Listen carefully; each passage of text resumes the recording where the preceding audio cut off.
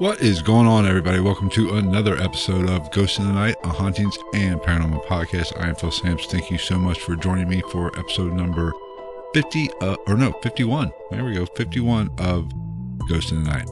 Today is going to be an abbreviated episode because of the holiday weekend here in the U.S. So I hope everybody had a great Labor Day here in the U.S. And so I'm making this just a little bit shorter than usual. But today I'm going to talk about a little bit about the debut of Ghost Hunters, the reboot. So let's go ahead and get the podcast started.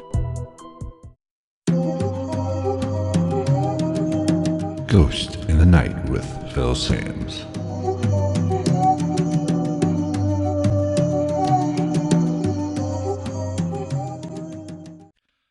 All right, before we get started, I want to just throw a shout out to Podcoin. Podcoin is a Podcoin listening app that I use, and it is a great way to listen to podcasts because not only do you get all the great podcasts that you love to listen to, including this one, you also get paid to actually listen to podcasts. Now, how it works is they give you Podcoins, which you can redeem for gift certificates like Starbucks, Amazon, Target. You can also, if you want to give to charity, you can do that as well. So the longer you listen, the more Podcoin you accumulate, and you can, like I said, get a gift card, or you can donate it to charity. That is the only way that I listen to the podcast that I listen to now. So give it a shot. And if you set up an account, download it from however you get your apps. It's available in the App Store for Apple and for Android. Download the app, set up an account, and also use the term or the word ghost when you set it up, and they will give you 300 Podcoin to start out with. So check it out. Let's go ahead and start talking about the reboot of Ghost Hunters. Now, if you've listened to me in the past, you know that I'm not big on these paranormal reality shows, essentially, because that's what they are. They're just paranormal reality shows. They're there for your entertainment. They're not there necessarily to prove the existence of ghosts, even though that's not what they tell you. But Ghost Hunters was the original. It came out first, and it really started to drive the train when it comes to the paranormal and getting it back in, or getting it into the public eye and making it not such a taboo topic to talk about. Because some of everybody that is my age knows it's just not something you talked about. If you had a paranormal experience, you didn't go out and advertise it. You kind of kept that shit to yourself. But when Ghost Hunters came about, it kind of made it cool. It kind of opened the door for a more intellectual top conversation when it comes to talking about the paranormal. And you weren't a freak if you had an experience. It let people share their experiences. Now, they went away after how many seasons, whatever, then you have Ghost Adventures, which was the next one in line. It followed a year, 2 years, whatever, after the start of Ghost Hunters, and then it just went on. We went paranormal crazy, and we have a shit ton of them, and most of them are complete and total horseshit. But Ghost Hunters was the original, and by far, in my opinion, probably the best. And this is because they have a debunk first attitude. Whenever they are or go to a location and the people are telling them about the experiences, their immediately go-to is okay, what's the rational explanation for this? And that's the way you need to approach the paranormal. If your first inclination of having an experience or observing a piece of evidence, and your first thought is, oh, it's a ghost, then you're not going about it the right way. And that is what a lot of these paranormal shows do now. They exploit the paranormal rather than actually try to document and prove the existence of the paranormal.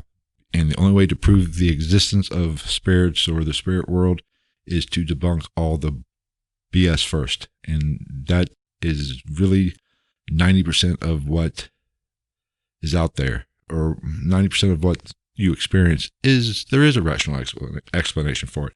And that is what Ghost Hunters brought to the table.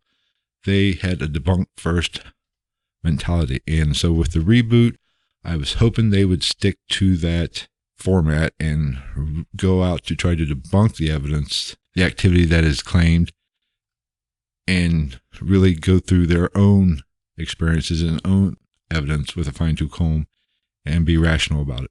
So when the reboot, I heard they were going to reboot it. I was like, as long as they keep to that format, I will be happy, and I will watch with vigor when it comes to Ghost Hunters. So the first one came out, I watched it, and they stayed pretty much true to form. Now, the only person from the original cast is Grant Wilson. Jason Hawes has a new show that's going to be on the Travel Channel, I believe, Ghost Nation, that's supposed to come out in October, I believe, with, I believe, Steve and Tango are joining him. So this is just Grant and a whole new team. When it comes to the team, I've as of the recording of this video and this podcast, there's been 2 episodes. The very first one and the second one started last week, in which I did check out, and I'm pleasantly surprised. I enjoyed both episodes, but most importantly, they kept with the philosophy of really trying to stick to their roots and going at a debunk first mentality. And that was really prevalent in the first episode. I believe they even talked about it in the first episode, but the first episode was about a school that had reported activity. And one of the pieces of evidence that really got the school on the map was surveillance footage, with lights flickering, and also what appeared to be an aberration coming across the screen or coming out of the door into the hallway. It was just an anomaly where something looked like something came out the door. And immediately they go to debunk that first off. And what they found and what they were thinking of when they saw the evidence, and they even mentioned that before they even tried to debunk it, they talked about what they thought it was. And that would be like a dust bunny or a spider web or something got in front of the camera, which can play or make things look a little wacky when something like that happens, because the camera's, picks that up, and it does look like there could be an aberration or some kind of anomaly walking across the floor or across the frame. So what did the first do? They got a ladder and started looking for dust bunnies, and sure enough, there was a spider web that was in front of the camera. So that is really what you need. That is a perfect example of how you need to approach paranormal investigating. Because if you see that piece of evidence, and it's okay to say, "Oh, that looks like a ghost," but you need to sit back, collect yourself, and say, "Okay, well, what could have caused this?" And naturally, a dust bunny or a spider web comes to mind. So you go out and try to prove that. Now, if you're in or doing an investigation and you don't have a report of something like that, and you're just watching a video, going over your sessions, and you see something like that, you need to have that in your mind that, okay, that could be, a spider web or something like that causing that. So hopefully you can go back to that location and try to prove it or disprove it, one of the two. But to immediately say, "Oh, that's a ghost," is doing yourself and the paranormal disservice. Now, I know I harp on this a lot, but the more credible the evidence is, the better off we are. And the only way to make the evidence credible is to try to replicate it or take out all the factors that could have caused it. So you need to have a debunk first mentality. And I can't stress that enough. And we all can get caught up in the emotions or the hype of an investigation.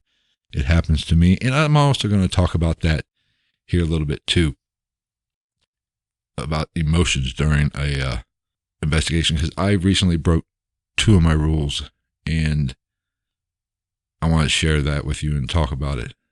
I was getting back to Ghost Hunters. I really enjoyed the episode. I hope it sticks around for, people give it credit, because they're not as explorative as some of these other shows, and it might not be as entertaining to see the real side or a much more realistic investigation. You don't go to a haunted location or a place that has reported activity and in an hour get all the evidence that you could ever want or ever need. It doesn't work like that. You can go to a location 3, 4, 5 times and just get 1, 2, 3 things. It doesn't, you can't even depend on doing it for one evening and get some of the evidence that is portrayed on some of these shows. So you need to really do your due diligence and go have repeated investigations. And that is really what paranormal investigating is. A lot of people think you just show up and the ghosts come out of the woodwork. There's a lot of factors that go into connecting with the spirit world or having a paranormal type experience. So it takes time. It's not as easy and there's a lot of downtime in a paranormal investigation. There's a lot of times sitting in the dark talking to yourself and nothing happens. So I hope they keep to their format and I'll continue to watch. I'm excited about it. I like it so far. It is a different dynamic with the new team. I'm not completely sold on all the team members yet, but I think that given time, I will probably enjoy watching them as much as the previous run of the show. So that I recommend it. So if you haven't gave it a shot, if I was a betting man, I'd be willing to bet if you listen to this podcast, you have caught those episodes and you have an opinion. So if you have an opinion on that particular episode, those first 2 episodes, or the show in general, be sure to send me an email at gitnpodcast@gmail.com, or you can send me a direct message via Twitter, and my Twitter handle is @night_ghost. So let me know what you think about the episodes or this new run of Ghost Hunters. You can also leave a comment on YouTube with the video version of the podcast episode. That's one good way to do it. And while you're there, be sure to subscribe and like the video. But just let me know what you think. I hope people like this way of investigating and it doesn't get canceled, because it's not as exploitive and really, I'll say it's not as exciting as, say, Ghost Adventures or some of these other paranormal shows, because they don't play up the evidence as much as some of these other shows. I hope the public gives it a good shot, and hopefully it'll have a long run. All right, the next thing I want to get to is recently I did a few investigations, and you know how I like to investigate. I really say you need to leave your emotions at the door and kind of almost be practical, be cool, calm, and collected during an investigation. Recently, I broke 2 of my most sacred or most important rules of investigating, and that is not keeping my cool, not being as open-minded. I shouldn't say open-minded. Letting my emotions get the best of me really is what I did. And the first investigation, something happened during a ghost box session, said my name, and then it kind of, whatever was speaking to us, if something was speaking to us at all, I'm not 100% sure it is, because it was a ghost box. You never know. It could be, it could not be. But they said my name and they identified themselves as possibly my brother, which I don't talk about it much, but I did have a brother that passed away. He was actually passed away before I was born. He only lived for a very short amount of time in the hospital, a few days. I'm not totally clear on the amount of time. I know he was delivered, and he also lived long enough to have a name. So, but whatever the ghost box spit out, brother or stepbrother, there was some debate on that. I heard brother. Some other person thought they heard stepbrother, but we don't really, that's irrelevant.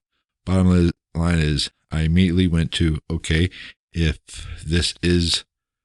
you are who you say you are, because nobody I was with knew about that. I don't talk about it much. I grew up an only child until my mother got remarried. Then I had a stepbrother, but I don't talk about it much. I don't advertise it much. Some of my best friends in the world might not even know about this, about what that. So I don't talk about it much, and not too many people know about it. So when I got this interaction with the ghost box, it startled me a little bit, and I could feel my emotions kind of ranging up because it's not something I expected. So I immediately, started asking a question. Okay, if you are who you say you are, please tell me what your name is. And, naturally Ghostbox went dead and nothing. But it irked me. It gave me, it didn't really, it kind of ruined the investigation for me. Luckily, it was toward the end of the investigation, and I went outside, everybody came out, the leader of the team came out, and we talked about it, and I told him about the situation. But I came to two conclusions. If it was a spirit we were interacting with, then was it his spirit or a spirit that knew something about me or somehow knew it, and just trying to screw with me a little bit? That is very possible. So we started talking about, but my emotions were shot. I was pretty much useless after that. Luckily, like I said, it was at the end of the investigation. They were pretty much, this is a private investigation on a residential case. They were doing kind of a cleansing ceremony, and I was in the car. I did my own little session right there by myself in the car to see if something was with me at that time. Just a little EVP session. Didn't get any responses, but I wanted to at least try to reach out, make contact to see if there was somebody with me, if it was who it said it was, because that's something you want to know. But that was fruitless. I got nothing that I know of. I analyzed all the audio, and there was no responses to any of the questions asked or anything. So I don't know. But bottom line is, it ruined my investigation. If that would have happened in the beginning of the investigation, wouldn't have been worth a shit for the rest of the investigation, because I wasn't in the right mindset. Now I let it get to me, and that is the number one rule: is don't let it get to you.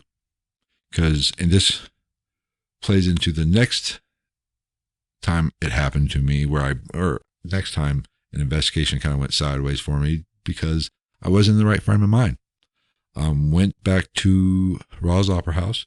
It wasn't a great day. I wasn't in a great mood. And if you've listened to me in previous episodes, I've always said you need to be in positive, in the right frame of mind.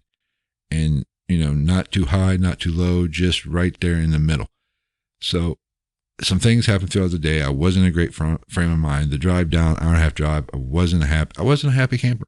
Let's face it. I wasn't a happy camper. Got there, and it just built.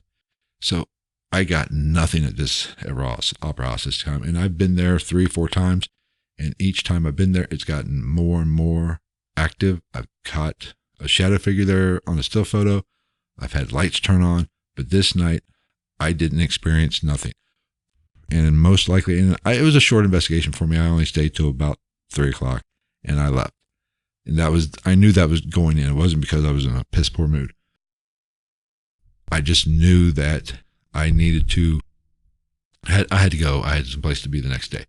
So I did it. Didn't get anything. Ghost box was kind of interesting.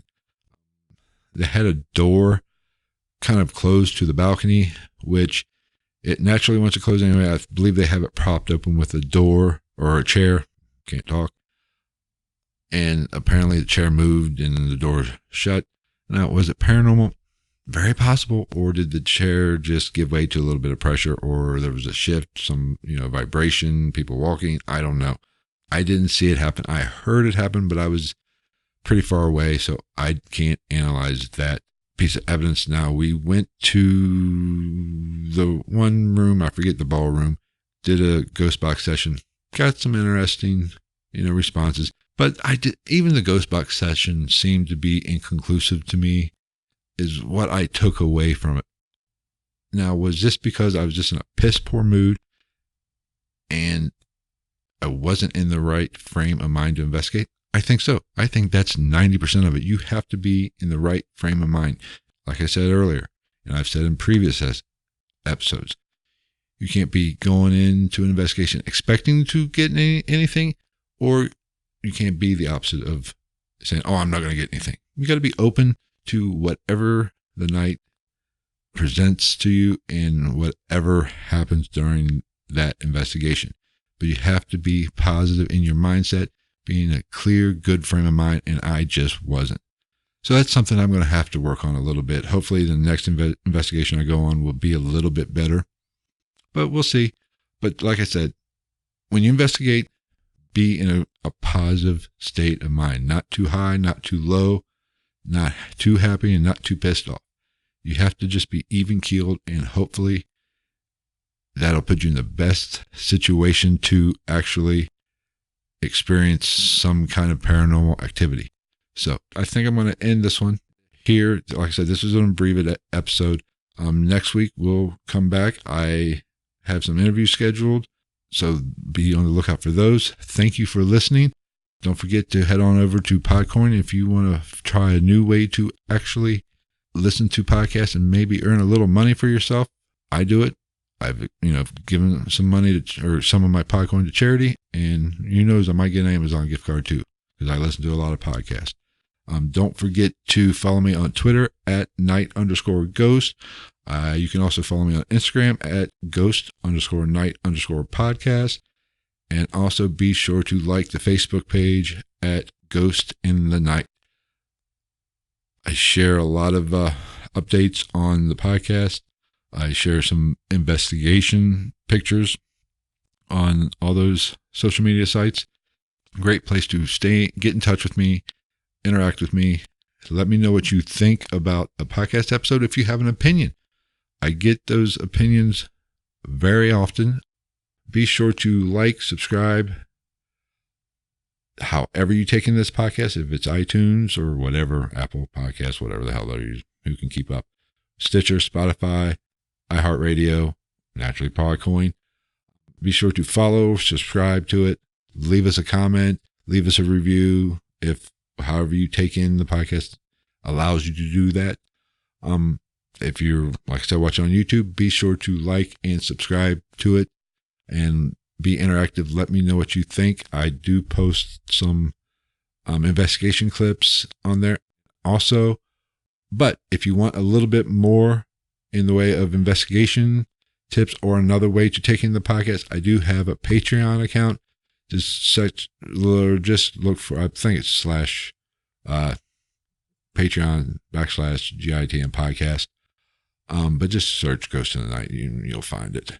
But be sure to check that out. And if you want some bonus material, bonus investigation footage that I don't put on YouTube, be sure to check that out. Now, you can get all the podcast episodes still for free. You don't have to join a tier or be a patron to get those episodes. But if you want, I have two tiers, $2 and $5. The $2 tiers will definitely get you some investigation footage that you don't get on YouTube.